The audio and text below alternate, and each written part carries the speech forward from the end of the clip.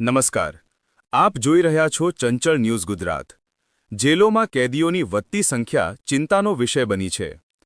Prison statistics of India 2024ના અહેવાલમાં રાજ્યની જેલોની વાસ્તવિક સ્થિતિ સામે આવી છે.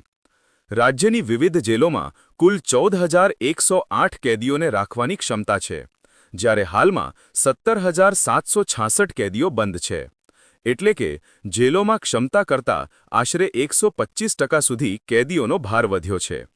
આંકડાઓ મુજબ સેન્ટ્રલ જેલોમાં સૌથી વધુ ભીડ જોવા મળી રહી છે. 7,740ની ક્ષમતા સામે 10,556 કેદીઓ બંધ છે, જ્યારે ડિસ્ટ્રિક્ટ જેલોમાં 3,926ની ક્ષમતા સામે 4,567 કેદીઓ છે. સબ જેલોમાં 1,180ની ક્ષમતા સામે 1,815 કેદીઓ રાખવામાં આવ્યા છે. અહેવાલમાં વધુ એક મહત્વની બાબત સામે આવી છે કે ગુજરાતની જેલોમાં મોટાભાગના કેદીઓ હજુ સુધી અંડર ટ્રાયલ છે. કુલ 17,766 કેદીઓમાંથી 12,286 કેદીઓ એવા છે જેઓ હજુ કોર્ટના ચુકાદાની રાહ જોઈ રહ્યા છે.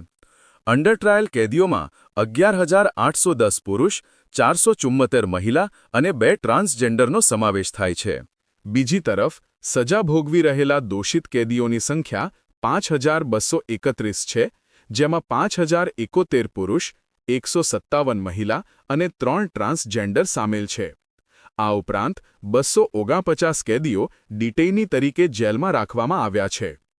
આંકડાઓ પ્રમાણે ગુજરાતની જેલોમાં દોષિત કેદીઓનું પ્રમાણ 29.40% છે, જ્યારે અંડર ટ્રાયલ કેદીઓનું પ્રમાણ 69.20% સુધી પહોંચ્યું છે.